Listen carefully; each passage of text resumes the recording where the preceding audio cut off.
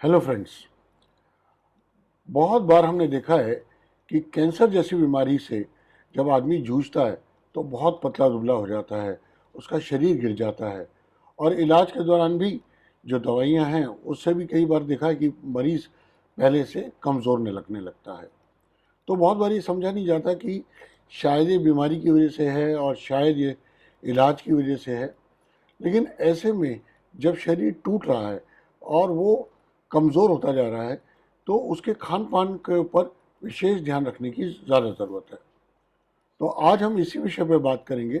हमारे साथ दिल्ली के जाने माने clinical oncologist doctor Kuldeep Sharma हैं, जो कि मौलाना आज़ाद मेडिकल कॉलेज से पढ़े हुए हैं। मैं डॉक्टर साहब का वेलकम करता हूं। और डॉक्टर साहब, आज हम आपसे कुछ सवाल पूछेंगे जो कि लोगों के लिए बहुत ही इम्पोर्टेंट है, और उन लोगों के लिए जो लोग कैंसर से जूझ रहे हैं या जिनके पेशेंट्स घर में कैंसर से जूझ रहे हैं। तो सर ये बताओ कि जो कैंसर पेशेंट होता है उसके लिए कोई स्पेशल डाइट है या स्पेशल न्यूट्रिशन है, या जैसे हम लोग आम खाना खाते हैं वैसे ही खाना खाएं? You, Dr. Divakar, and welcome all my friends. Nutrition is very important topic, especially for oncology and cancer patients, because it has been seen in our practice कि जो हमारे कैंसर पेशेंट्स जब डायग्नोज होते हैं तो उसमें कम से कम 70 से 80% पेशेंट्स ऐसे होते हैं जो कि न्यूट्रिशन की डेफिशिएंसी से जूझ रहे होते हैं और उनमें न्यूट्रिशन की कमी होती है, प्रोटीन्स की कमी होती है या उनको वेट लॉस हो रहा होता है। सो इसलिए इट इज़ वेरी इम्पॉर्टेंट कि कैंसर पेशेंट्स को हम एक स्पेशल डाइट प्लान बताएं और टाइम टू टाइम उनकी जो डाइटरी या न्यूट्रिशन की रिक्वायरमेंट्स हैं उनको देखते रहें। So it is important specially क्योंकि जो कैंसर पेशेंट्स होते हैं उनमें कई बार तो डिसीज की वजह से डाइटरी प्रॉब्लम्स होती हैं, क्योंकि अगर किसी को सपोज मुंह में कैंसर है तो वो खाना ठीक से चबा नहीं सकते, या जिनको गले में कैंसर है या फूड पाइप में कैंसर है वो खाने को ठीक से निगल नहीं सकते, या जिनको इंटेस्टाइन्स या स्टमक में कैंसर है वो उस खाने को ठीक से पचा नहीं सकते या न्यूट्रिएंट्स को एब्जॉर्ब नहीं कर सकते। तो ऐसे में ये प्रॉब्लम होना काफ़ी नेचुरल है। अपार्ट फ्रॉम दिस, जैसे आपने बताया कि जब कैंसर का ट्रीटमेंट हो रहा होता है, when patient is undergoing chemotherapy or radiation, then there are lot of reactions in the body, mucositis जिसे हम बोलते हैं। तो मुंह में उसकी वजह से मुंह में या गले में उनको म्यूकोसाइटिस होती है, जिसे हम छाले कहते हैं या अल्सरेशन कहते हैं, वो हो सकती है, या डायरिया हो सकता है। उसकी वजह से भी उनका जो न्यूट्रिशन है वो कॉम्प्रोमाइज हो जाता है। So इसलिए it is very important to talk about nutrition and diet to our cancer patients, because many times what happens कि एज अ डॉक्टर हम भी और पेशेंट भी और उसके फैमिली वाले भी, हम सब लोग फोकस्ड होते हैं कि हमें बस कैंसर ठीक करना है, कैंसर ठीक करना है। हम उस कैंसर को तो फॉलो कर रहे होते हैं, हम उस ट्यूमर को तो मेजर कर रहे होते हैं, अब कितना हो गया, अब कितना बढ़ गया, घट गया, बट हम ओवरऑल पेशेंट को कहीं पीछे भूल जाते हैं। तो हमें ऐसा नहीं है कि ट्यूमर को ठीक करना है, हमें पूरे पेशेंट को ठीक करना है, हमें उस पेशेंट को एज अ इंडिविजुअल हेल्दी रखना है। तो उसके लिए कैंसर के ट्रीटमेंट के साथ साथ न्यूट्रिशन और डाइट और फूड, जो भी आप इसे कहें, उस पे ध्यान देना बहुत जरूरी है। And it is good that you have covered you are going to cover this topic in today's talk. Thanks sir. Sir, अब एक बात बताओ, जैसे कि अब पेशेंट रेडियोथेरेपी पे चला गया या कीमोथेरेपी पे चला गया, और हमने अक्सर देखा है कि ये जो दोनों ही विधाएं हैं, इसके अंदर प्रोटीन के जो सेल्स हैं या जो सेल्स ज़्यादा प्रोटीन यूज़ करते हैं उनकी डेथ भी हो जाती है। तो सर, क्या ऐसे में आप कोई स्पेशल इनपुट देना चाहोगे डाइट के बारे में कि ये चीज़ हमें मैंडेटरी लेनी चाहिए जिस समय कीमोथेरेपी या रेडियोथेरेपी चल रही है? जब पेशेंट्स का ट्रीटमेंट चल रहा होता है या पेशेंट का डायग्नोसिस बनता है, तो हमें कुछ चीज़ें हैं जो हमें जिन्हें हम प्रमोट करते हैं या जो हम कहते हैं कि उन्हें स्पेशली लेनी चाहिए।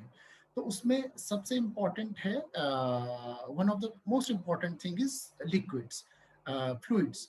तो पेशेंट को सबसे पहले जब उनका ट्रीटमेंट चल रहा है तो उन्हें बहुत अच्छी मात्रा में पानी लेना है, क्योंकि बहुत बार पेशेंट सब कुछ लेते रहते हैं, पूछते रहते हैं क्या खाएं, और वो जो सबसे इम्पोर्टेंट चीज़ है और जो सबसे इजीली अवेलेबल है उनके पास, पानी, वो उसको भूल जाते हैं.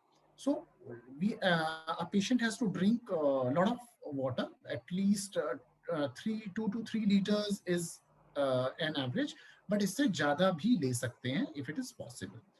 सेकंड, जब वो अपने न्यूट्रिशन की बात करते हैं तो उसमें बहुत इंपॉर्टेंट पार्ट आता है कंसिस्टेंसी, कि फूड की कंसिस्टेंसी क्या रहनी चाहिए. बिकॉज अगर हम बता दें कि आपको ये खाना है, लेकिन पेशेंट अगर उसे खा ही नहीं पा रहा, तो आपकी उस एडवाइस का कोई पॉइंट नहीं है. सो डॉक्टर को और पेशेंट को ये, और साथ में फैमिली को ये ध्यान रखना है कि पेशेंट को हमें उस कंसिस्टेंसी का फूड देना है जो वो इजीली खा सके. तो अगर सपोज पेशेंट नॉर्मल है, उसको swallowing में या चूइंग में कोई प्रॉब्लम नहीं है, तो पेशेंट नॉर्मल डाइट खा सकते हैं, रोटी चावल जैसे हम नॉर्मली खाते हैं. बट अगर पेशेंट को चबाने में दिक्कत है, मुंह में अगर उनके छाले हैं या रिएक्शंस हैं या खाना निगलने में दिक्कत है, तो ऐसे में हमें पेशेंट्स को सॉफ्ट डाइट पे ले जाना पड़ता है. सॉफ्ट डाइट में अब क्या आता है, जैसे खिचड़ी है, दलिया है, कस्टर्ड है, कोई भी मैश्ड चीज़ें हैं, फ्रूट्स हो सकते हैं, वेजिटेबल्स हो सकते हैं, बॉइल्ड करके उनको मैश करके पेशेंट को दे सकते हैं, या फिर किसी भी खाने को मिक्सर में ग्राइंड करके उनको दे सकते हैं. सो अगर पेशेंट को सॉफ्ट खाना है तो इस तरह का हमें खाना है. इसके अलावा कई बार ऐसा हो सकता है कि पेशेंट इवन सॉफ्ट खाना भी ठीक से नहीं खा पाते हैं. सपोज गले में रुकावट है या उनको राइल्स ट्यूब डली हुई है, तो राइल्स ट्यूब से तो हमें उनको लिक्विड डाइट पर ही पेशेंट को लेके जाना पड़ता है. तो ऐसे में हमें उनको लिक्विड डाइट पे रखना पड़ता है. लिक्विड डाइट में क्या आते हैं, जैसे मिल्क है, लस्सी है, जूसेस हैं, सूप है, कर्ड है, तो इस तरह की चीजें. तो कंसिस्टेंसी बहुत इंपॉर्टेंट है, और उस कंसिस्टेंसी के फूड में हमें इस तरह से पेशेंट को देना है कि उसकी एनर्जी रिक्वायरमेंट्स पूरी होनी चाहिए. कंसिस्टेंसी चाहे कोई भी हो, चाहे वो लिक्विड डाइट ले रहा है या नॉर्मल डाइट ले रहा है, but we have to make sure कि पेशेंट को जितनी कैलोरीज चाहिए, जो आपका डॉक्टर या आपके डाइटिशियन कैलकुलेट करके बताएंगे, आप पेशेंट को इंश्योर करना है कि वो उतनी कैलोरीज पर डे ले रहा हो. बिकॉज हम ये जानते हैं कि कैंसर जो है वो एक कैटाबॉलिक स्टेट है. कैटाबॉलिक स्टेट मीन्स कि बॉडी के जो सेल्स हैं वो बहुत तेजी से टूट रहे हैं, डिस्ट्रॉय हो रहे हैं, चाहे वो मेडिसिन की वजह से हो रहे हो, चाहे वो कैंसर की वजह से हो रहे हो. तो ऐसे में नए सेल्स कम बन रहे हैं, तो हमें बॉडी को एक्स्ट्रा एनर्जी देनी है, एक्स्ट्रा प्रोटीन देना है, ताकि बॉडी जल्दी से जल्दी जो भी सेल्स डिस्ट्रॉय हो रहे हैं उनकी जगह लेने के लिए नए सेल्स को जन्म दे सके. तो इसके लिए बहुत इंपॉर्टेंट है कि हम प्रोटीन्स भी अच्छा दें. तो कैंसर पेशेंट्स को हम हमेशा प्रमोट करते हैं कि वो प्रोटीन वाले खाना खाएं, जैसे दाल है, पनीर है, मिल्क प्रोडक्ट्स हैं बाकी, या जो पेशेंट्स नॉन वेजिटेरियन फूड ले सकते हैं, they can take egg, they can take meat, fish etcetera. And apart from that एक इम्पॉर्टेंट ये है कि क्योंकि पेशेंट को एनर्जी ज़्यादा चाहिए लेकिन खाने का अमाउंट कम है, वो एक थाली भर के खाना नहीं खा सकता, तो इसके लिए इम्पॉर्टेंट है कि खाने को हम डिवाइडेड मील्स में दें. उसको थोड़ा थोड़ा खाना हम हर 2 घंटे या 3 घंटे पे दें, ताकि पेशेंट की एपेटाइट भी मेंटेन रहे, उसका डाइजेशन भी मेंटेन रहे, और उसे वो एक बर्डन ना लगे. जो खाना है वो उसे बर्डन नहीं लगना चाहिए, कि हमें उसको ये प्रेस अपॉन नहीं करना कि आपको ये पूरी कटोरी भर के खाना है या पूरी थाली भर के खानी है. rather we should make them ease out, we should make them easy, so that they can take small amount on a frequent basis. So इसके लिए एक चीज और इम्पोर्टेंट आती है कि उसमें हम ऐसे में ऐसा खाना दें जो कि कम अमाउंट में ज्यादा एनर्जी कैरी करता है. अब ऐसे खाने कौन से हो सकते हैं, फॉर एग्जाम्पल नट्स हो सकते हैं, बटर हो सकता है बिकॉज उसके अंदर बहुत एनर्जी होती है, ऑयल्स हो सकते हैं, घी हो सकते हैं. तो ऐसे में पेशेंट को ये नहीं सोचना कि जी हमें तो घी बना किया हुआ है या हमारी तो हमें वेट गेन हो जाएगा. ये चीजें बहुत दूर की बात है. अभी हमें ये सोचना है कि हमें एनर्जी चाहिए, अभी वेट कम करने के लिए या उस चीज के लिए हमारे पास बहुत टाइम है, तो एनर्जी डेंस फूड लेना है हमें. सो ये 3-4 चीज़ें हैं जो कि हमें ध्यान रखनी है, और साथ में पेशेंट को चाहिए कि अपने मिनरल्स या विटामिन्स का भी इंटेक अच्छा रखें, क्योंकि नए सेल्स बनने के लिए हमें ये भी रिक्वायरमेंट होती है, और उसके लिए उन्हें वेजिटेबल्स या फ्रूट्स भी अपनी डाइट में एडिक्वेट अमाउंट में इंक्लूड करने चाहिए।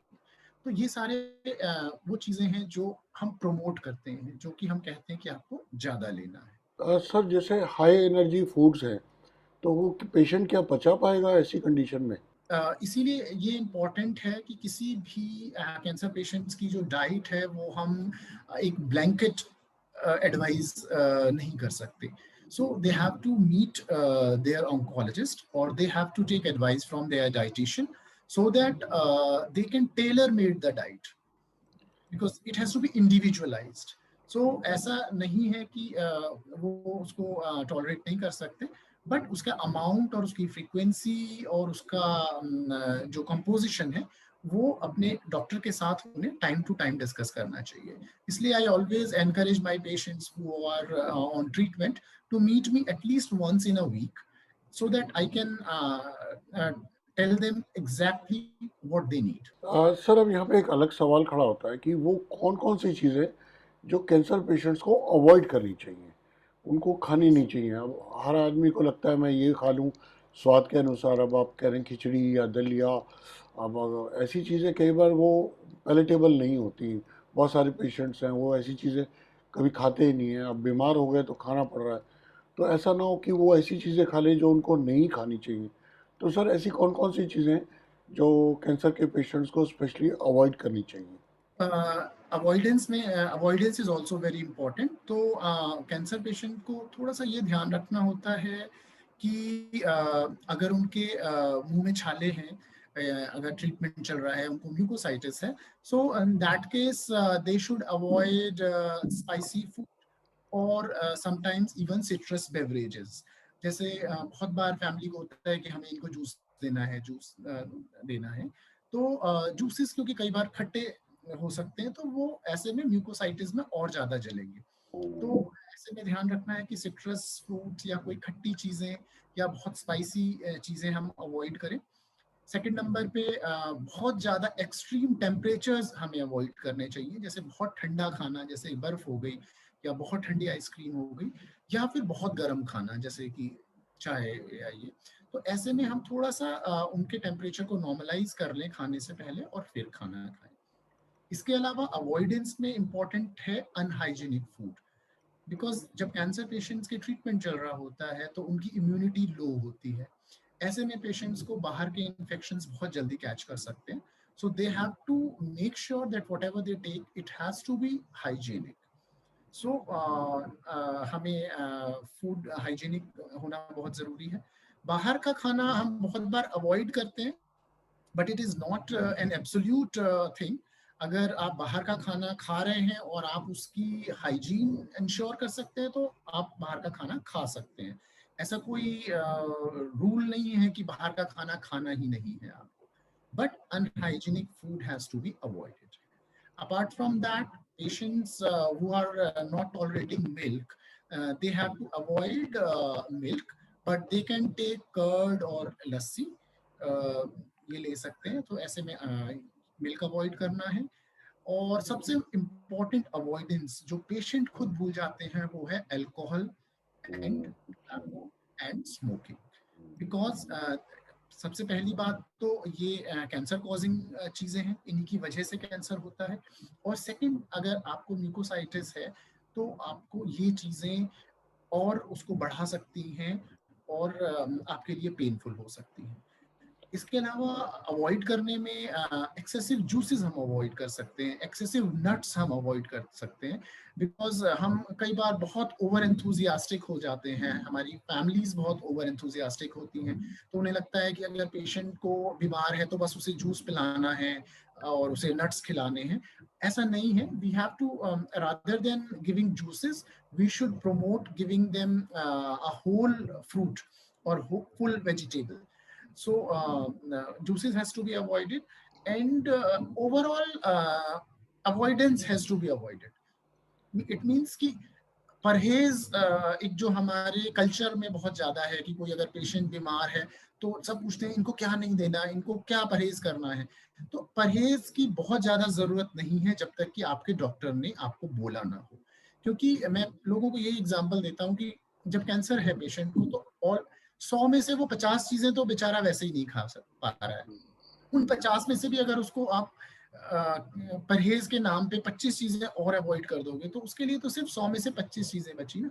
तो अननेसेसरी परहेज या अवॉइडेंस नहीं करनी। अगर कुछ है तो आप अपने डॉक्टर या डाइटिशियन से डिस्कस कर सकते हैं और जो चीजें मैंने बताई सिर्फ उनको अवॉइड कर सकते हैं। डॉक्टर साहब यहाँ पर हमने नॉर्मली देखा है कि फैमिली के मेंबर्स आते हैं और पूछते हैं कि डॉक्टर साहब ऐसी वो क्या सप्लीमेंट्स हैं, ऐसे क्या वो न्यूट्रिशनल चीज़ें हैं जो हम उनको एक्स्ट्रा दें तो वो जल्दी रिकवर करेंगे या उनके लिए बेटर होगा। तो सर आप कुछ सजेस्ट करोगे इस तरह के सब न्यूट्रिशनल सप्लीमेंट्स वगैरह के लिए? न्यूट्रिशन सप्लीमेंट्स में भी again there is no yes और देयर इज नो नो। तो ये इंडिविजुअल बेसिस पे डिपेंड करता है। तो सप्लीमेंट्स का ऐसा भी नहीं है कि हमें देने ही नहीं है चाहे कुछ हो जाए, और ऐसा भी नहीं कि हमें बिना रिक्वायरमेंट के देने हैं। सो जनरली अगर हमारे पेशेंट्स को रिक्वायरमेंट होती है तो हम प्रोटीन सप्लीमेंट्स उन्हें रिकमेंड करते हैं। मार्केट्स में जो भी अच्छे प्रोटीन सप्लीमेंट्स हैं, अगर पेशेंट को प्रोटीन या उनका एल्ब्यूमिन कम है। इसके अलावा कैंसर पेशेंट्स में क्योंकि एंटीऑक्सीडेंट्स बहुत इंपॉर्टेंट रोल प्ले करते हैं कैंसर को अवॉइड करने में और कैंसर की रेकरेंस होने में भी। तो ऐसे में जो कैंसर पेशेंट्स हैं उनको ड्यूरिंग ट्रीटमेंट या फिर इलाज के बाद हम उन्हें एंटीऑक्सीडेंट्स भी रेकमेंड करते हैं। इसके अलावा क्योंकि इन जनरल कैंसर पेशेंट्स में आयरन, कैल्शियम, विटामिन D3 इनकी डेफिशिएंसी होती ही है। ऑलमोस्ट 90% पेशेंट्स में ये डेफिशिएंसीज होती हैं। तो इसके लिए भी उन्हें अप्रोप्रिएट सप्लीमेंट्स हम रेकमेंड करते हैं। और इसके अलावा जब पेशेंट्स की कीमोथेरेपी चल रही होती है या बाकी ट्रीटमेंट चल रहे होते हैं तो उनको सोडियम, मैग्नीशियम, पोटाशियम ये सब चीज़ें भी ऊपर नीचे हो रही होती हैं। तो उसके अकॉर्डिंग भी उन्हें सप्लीमेंट किया जाता है। सो it has to be an individualized choice and recommendation to give them supplements. But yes, I'll just add that अपने सेल्फ मेडिकेट ना करें पेशेंट्स अपने आप को, और जो सप्लीमेंट्स हैं वो लेने से पहले एक बार अपने डॉक्टर से डिस्कस जरूर कर लें so that he can give them good advice according to their requirements. Sir मुझे लगता है कि आज के डिस्कशन में शायद ही कोई पॉइंट छूटा होगा, फिर भी इन सवालों के अलावा अगर आपको कुछ लगता है तो प्लीज़ हमें गाइड कीजिए। As far as diet or nutrition is for a cancer patient is there, so we have to just keep 2-3 things in mind कि सबसे important है monitoring of the weight and appetite of the patient. हम time to time patients को monitor करते रहें as a family member also और as a doctor also. इसके अलावा we should promote or we should encourage patients to have simple, clean, soft and balanced diet rather than going for any specific diet or any exotic diet. They should go for simple diet, balanced diet. They should focus on taking locally available food. Many times patients ask कि sir कोई ऐसा खाना बता दीजिए हम कहीं से मंगवा लेंगे, हम अपने रिश्तेदार से यूएस से मंगवा लेंगे। तो मेरे हिसाब से कोई ऐसा स्पेशल एक्सोटिक फूड नहीं है जो उन्हें लेना चाहिए। आपके मार्केट में, आपकी किचन में, आपके किचन गार्डन में जो भी अच्छी चीजें हैं जो आप इजीली खा सकते हो और जो आपको अच्छा लगता है वो आप ले सकते हैं। There is no truth in कि जो फूड बहुत कॉस्टली होते हैं या जो फूड बहुत एक्सोटिक होते हैं वो ही अच्छे होते हैं। So this is very important and patients को अपनी चॉइस का फूड दें। बहुत बार मैं देखता हूँ कि फैमिली बहुत ज्यादा फंसी हो जाती है कि आप ये खा लीजिए, ये खा लीजिए, ये मत खाइए। तो इतना रिजिड होने की भी जरूरत नहीं है। अगर पेशेंट अपनी मर्जी से कुछ खाना चाहते हैं और अगर वो हमें पता है कि वो चीज़ हाइजीनिक है और डॉक्टर ने मना नहीं की है तो आप उसे दे सकते हैं। बहुत अननेसेसरी पेशेंट के ऊपर प्रेशराइज ना करें और उन्हें स्ट्रेसफुल ना बनाए. The food should remain like a stress free thing rather than something which has been put on you as a burden. So these are a few tips that I think my patient should follow during their journey through the cancer. Fantastic, sir. It was a pleasure talking to you, and I hope the patients will get to know कि उनके लिए क्या बेहतर है और क्या नहीं है, और बहुत सारी जो एप्रीहेंशंस हैं वो आज आपने सॉल्व कर दी. Thanks a lot, sir.